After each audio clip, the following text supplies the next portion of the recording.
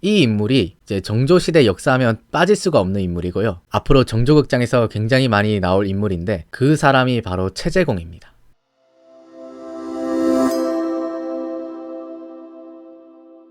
네, 우리 지난 시간에 정우겸이 심상훈이라는 사람을 사주해서 정조의 측근들, 군관들을 공격하는 장면을 한번 살펴봤는데요. 심상훈의 이 상소문이 올라오자 정조는 신하들을 모두 소집합니다. 그리고 이 심상훈의 상소에 대해서 이렇게 말을 해요. 이번 일은 충인가 역인가를 분명히 해야 할 사안이다. 그러니까 정조가 지금 저 심상훈은 충신 아니면 역적이다. 이 둘 중 하나인데 어떤 것인지를 분명히 해야 된다. 그러면서 정조가 또 이렇게 말을 해요. 그가 어찌 감히 이렇게 한단 말인가. 그 말이 해괴하고 산이 무겁다. 이것은 적당히 넘어갈 일이 아니고 대신들이 한 목소리로 성토해야 할 일이다. 정조가 이렇게까지 강경하게 발언을 잘 안 하는데 정조는 이번 사건은 이렇게 적당히 넘어갈 일이 아니다. 확실하게 따지고 가야 된다. 그러면서 또 이렇게도 말을 해요. 여러 대신들이 만약 이 일을 분명하게 바로잡지 않는다면 내가 마땅히 대리청정을 그만두겠다는 상소를 전하께 올리겠다. 만약에 이 심상훈의 상소에 대해서 너희들이 바른 말을 하지 않으면 내가 대리청정을 사퇴하겠다. 대리임금의 자리에서 내려오겠다. 진짜 정조가 배수진을 치고 나는 여기서 안 밀리겠다. 정우겸이랑 진검승부를 이제 해보려고 하는 거예요. 그래서 신하들도 세손이 저렇게까지 자기의 직을 걸고까지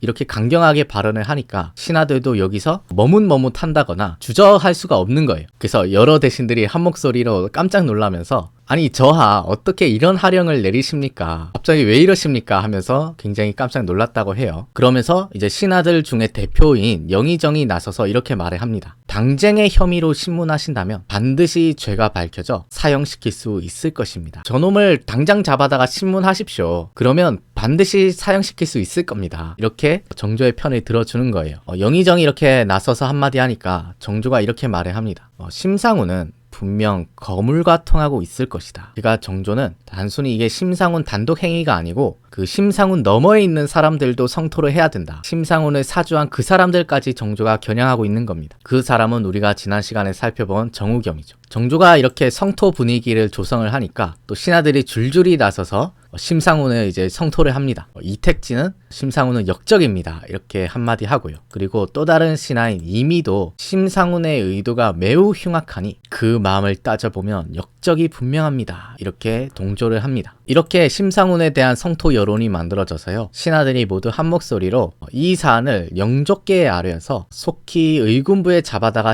신문하십시오라고 건의를 올립니다. 그러니까 정조가 자기 직을 걸면서까지 승부수를 던졌는데 이게 이제 대신들에게 잘 먹혀 들었던 거죠. 그리고 나서 영의정이 또 이렇게 말을 해요. 심상훈이 이런 해괴하고 폐악한 글을 올려 몹시 음참하고 흉악함으로 신들이 죄를 성토하기를 청합니다. 그리고 또 이 소식을 듣고 또 뒤에 달려온 신하들이 있었는데요. 뒤에 온 신하들이 이렇게 말을 합니다. 신들은 오늘 홍인안을 성토하기 위해서 왔습니다. 홍인안은 세손은 알 필요 없다는 말을 감히 함부로 전하 앞에서 진단하였으니 매우 무엄합니다. 삭탈관직 시키소서. 그러니까 좀 전에 정조가 심상훈이 거물과 연결되어 있을 거라고 했잖아요. 자, 거기에 대해서 신하들이 화답을 한 거예요. 근데 신하들은 그 거물이 정우겸이 아니라 누구를 지적했죠? 홍인안이다. 홍인안을 지적해서 이렇게 성토를 했는데 사실 정조가 생각하고 있었던 인물은 정우겸이었을 것 같아요. 그래서 신하들의 이 건의를 들은 정조가 이번 사안은 영족계에 아뢰겠다. 영족계 보고를 올리겠다. 이렇게 한마디 합니다. 이렇게 해서 이 심상훈 상소 사건이 영조의 귀에도 들어가게 되는데요. 영조가 신하들로부터 이 보고를 들은 다음에 굉장히 경노합니다. 영조가 이렇게 반응을 했다고 해요. 매우 잘못되었다. 그가 어찌 이와 같은 짓을 한단 말인가. 경들도 역시 분노하는가. 너희들도 역시 분노하느냐 물으니까 신하들도 당연히 이것에 대해서 누가 분노하지 않겠습니까? 신들이 한 목소리로 지금 심상훈에 대해서 분노하고 있습니다. 라고 대답을 해요. 그러니까 우리가 지난 2부에서 살펴봤는데요. 정우겸은 심상훈의 상소가 영조의 귀에 들어가면은 분명 정조의 측근들을 일망타진할 수 있을 거다. 더 나아가서 정조의 대리청정 명령을 뒤집을 수 있을 거다라고 기대를 했는데 그건 뭐 어림도 없었던 일이었죠. 오히려 영조는 심상훈의 상소를 보고 굉장히 분노를 합니다. 심지어 영조는 심상훈에 대해서 이렇게까지 말을 해요. 그 글을 보니 심골이 서늘하다. 대리청정을 하는 때 감히 이렇게 하느냐. 심상훈을 흑산도에 유배 보내라. 심상훈을 유배 보내라는 명령을 들은 신하들이 홍인안도 삭탈관직해야 된다. 대리청정을 막으려고 했던 주범이 홍인안이기 때문에 이참에 삭탈관직 시킵시다. 이렇게 건의를 올렸는데요. 근데 영조가 홍인안에 대해서는 더 문제 삼지 말라고 합니다. 영조가 이렇게 말을 해요. 옛말에 사람이 어찌 완벽할 수 있겠는가라는 말이 있는데 그것은 이 사람을 두고 하는 말이다. 그 건의는 지나침이 있으니 더는 청하지 마라. 그러니까 영조는 홍인안은 보호를 해주는 거예요. 심상훈을 흑산도에 유배 보내는 선에서 사건을 마무리하려고 했던 거고요. 홍인안에 대해서는 야 사람이 어떻게 완벽할 수 있느냐 하면서 오히려 감싸줬습니다. 이렇게 심상훈이 흑산도에 유배를 가면서 이 사건이 이제 마무리 국면에 들어가게 되는데요. 정조는 이번 기회에 좀 확실하게 기간을 좀 잡아야겠다고 생각을 했는지 그 신하들을 모두 불러 모아서 이렇게 말을 합니다. 대리청정하는 첫 조회에 참석하지 않은 사간원 사헌부의 관원들을 모두 변방으로 유배하여 의리와 분수를 바르게 하고 기강을 엄하게 하라. 우리가 지난 정조극장에서 살펴봤듯이 정조의 대리청정에 대해서 불만을 가지고 정조가 주관하는 조회에 이제 참석하지 않았던 사람들이 있었습니다. 이경빈 같은 사람들인데요. 그 사람들을 모두 변방으로 유배 보내라. 근데 정조가 여기서 멈추지 않고 더 엄하게 기강을 잡으려고 하는데요. 정조가 또 이렇게도 말을 합니다.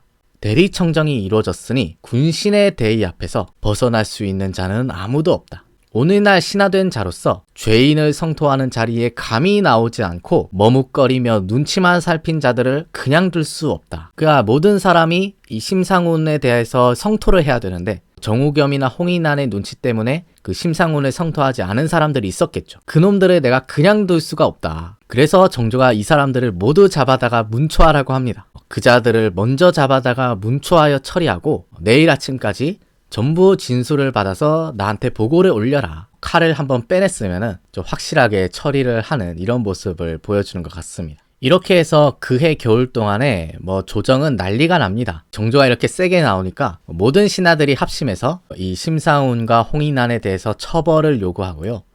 또는 사형을 시켜야 된다, 죽여야 된다 이런 상소를 끊임없이 올립니다. 그래서 이 전국이 너무 그 성토 쪽으로 쏠리다 보니까 이것에 대해서 홍구경이 좀 염려가 되었는지 정조한테 이런 건의를 올려요. 근래 전국이 격렬해지고 상소가 빗발치듯이 올라와서 혹 중도를 지나치는 경우가 있는데 이런 상황이 계속된다면 편안하고 조용할 데가 없을 것입니다. 그러면서 하는 말이 죄가 있는 자는 마땅히 죽여야겠지만 혹 실정에 지나친 말을 하는 자가 있는지도 헤아려 살펴봐야 합니다. 그러니까 홍구경은 정조한테 전국이 너무 지금 끌어오르고 있으니까 이걸 좀 냉각시킬 필요도 있다. 이쯤에서 이제 전국을 좀 냉각시키고 이제 다른 정치를 합시다. 이런 식으로 국면 전환을 건의를 했던 것 같아요. 그래서 홍구경의 이 건의를 받은 정조가 굉장히 감탄을 하면서 이렇게 칭찬을 해줍니다. 내가 너를 알게 되고 너와 뜻이 맞은 것은 서연에서부터였는데 해준 충고와 조언이 모두 내 뜻과 부합했다. 그러면서 또 하는 말이 지금 조정의 기상이 분분할 때 이처럼 좋은 경계의 말을 올렸으니 촛불을 밝히고 읽으며 더욱 감탄하게 된다. 그가 정조가 대외적으로는 홍구경에 대한 신임도 보여주고 또 너무 이 정적들에 대한 청산 작업에 매몰되다 보면은 정작 민생이라든지 이런 부분에 소홀할 수도 있으니까 홍구경의 말처럼 좀 국면 전환이 필요하겠다 이런 생각을 했던 것 같아요. 그래서 실제로 정조가 이 홍구경의 건의를 받아서 너무 숙청 쪽에 쏠려 있는 이 국면을 바꿔보려고 하는 시도를 하는데요. 그 대표적인 사례가 바로 한익모를 용서한 사건인데요. 한익모는 우리가 지난 정조극장에서 살펴봤듯이 정조가 대리청정을 하는 당시에 반대를 했던 인물입니다. 그래서 서명선이 이 한익모에 대해서도 엄하게 성토를 했었는데 정조는 자기의 대리청정을 반대했던 이 한익모에 대해서 오히려 내가 당신을 공경하고 있다. 지난 일에 대해서 나는 별로 신경 쓰지 않는다. 이렇게 한익모를 포용하고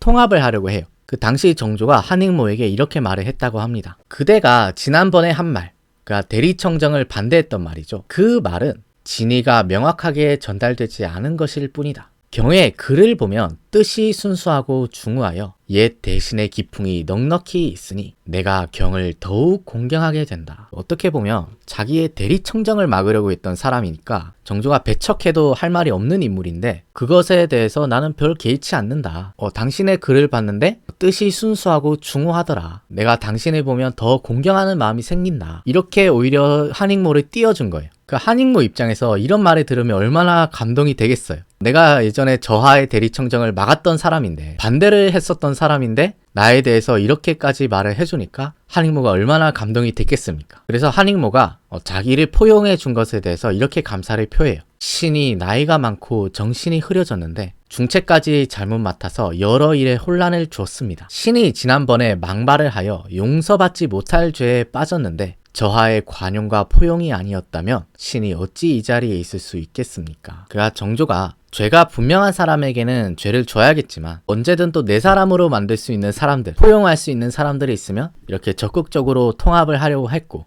비록 자기를 반대했던 인물이라 하더라도 그 사람이 능력이 있고 인품이 훌륭하면 이렇게 포용하고 관용을 베풀려고 했던 것 같습니다. 이런 게 이제 정조의 정치력이겠죠. 그리고 또 정조가 이 즈음에 자기를 도와줄 사람들, 자기가 이제 정치를 해 나갈 때 자신의 든든한 조력자가 돼줄 만한 사람들을 하나둘씩 챙기기 시작합니다. 그 중에 가장 대표적인 사람이 아무래도 서명선, 대리청정을 성사시키는데 아주 중요한 역할을 했던 이 서명선을 병조판서에 임명을 하면서 이렇게 말을 합니다. 그대를 특별히 병조판서에 제수한 것은 내 뜻이다. 나는 그대가 지난번에 상소한 것을 변함없는 충심이라고 생각한다. 그 마음 그대로 나라에 보답하는 것이 충이다. 병조판서면은 오늘날의 국방부 장관이거든요. 그러니까 병권을 맡긴다는 건 그만큼 내가 이 사람을 신뢰한다는 건데, 그 핵심적인 자리에 서명선을 앉힌 거예요. 그만큼 내가 경을 신뢰하고 있다. 그 마음 변하지 않고 언제나 충성을 다해주기를 바란다. 정조가 자기 인물들을 만들고 있는 거예요. 그리고 또 정조가 눈여겨보고 있었던 인물이 서명선 말고 또 한 사람 더 있었는데요. 이 인물이 이제 정조시대 역사하면 빠질 수가 없는 인물이고요. 앞으로 정조극장에서 굉장히 많이 나올 인물인데 그 사람이 바로 최재공입니다. 나중에 정조의 개혁 정치를 도와서 많은 업적들을 만들었던 인물입니다. 사실 최재공은 우리가 예전 정조극장에서 한번 등장한 적이 있어요. 그 금등지사편에서 한번 등장을 했었는데 영조의 밀명을 받아서 금등을 거의 20년 넘게 보관하고 있었던 인물이기도 하고요. 그만큼 영조의 신뢰를 얻고 있었던 신하인데 정조 역시 이 대리청정을 할 때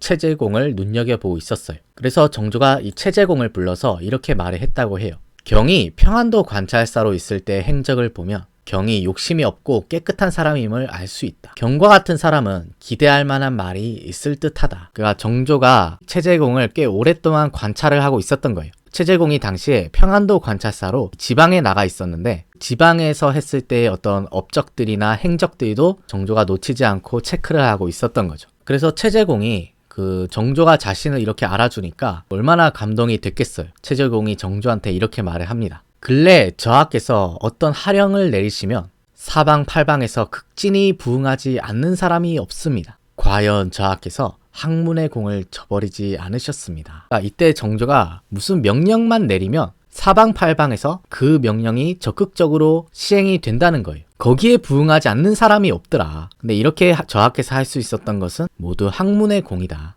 그러면서 최재공이 그 정조에게 아주 중요한 말을 해주는데요. 최재공이 이렇게 조언을 해줍니다. 다만 옛말에 처음이 선한 사람은 많지만 끝까지 선한 사람은 많지 않다고 하였으니 전하께서는 한결같이 지금의 모습을 지킨다면 태평성대를 이룩하실 수 있을 겁니다. 그러니까 정조가 이제 본격적으로 자신의 정치를 해 나갈 텐데 옛말에 처음이 선한 사람은 많다. 누구든지 다 선한 사람이 되려고 하고 선한 일을 하려고 하는 건데 중요한 것은 그 처음의 모습이 끝까지 가는 사람이 많지가 않더라. 처음에 그 선한 마음을 변하지 않고 끝까지 선한 사람이 많지 않으니 저하께서는 지금의 마음을 잃지 않고 한결같이 이 마음을 지켜서 태평성대를 일으켜 주십시오. 성군이 돼 주십시오. 이렇게 정조한테 조언을 해준 거예요.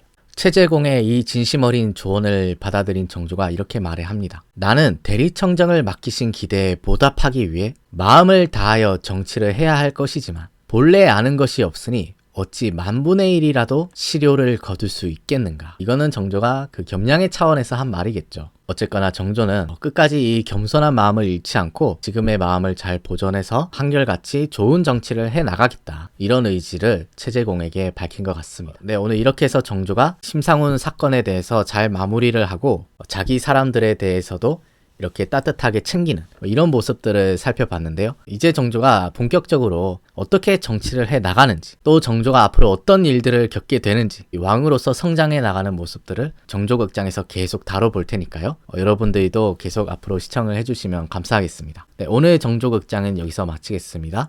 긴 시간 시청해 주셔서 고맙습니다.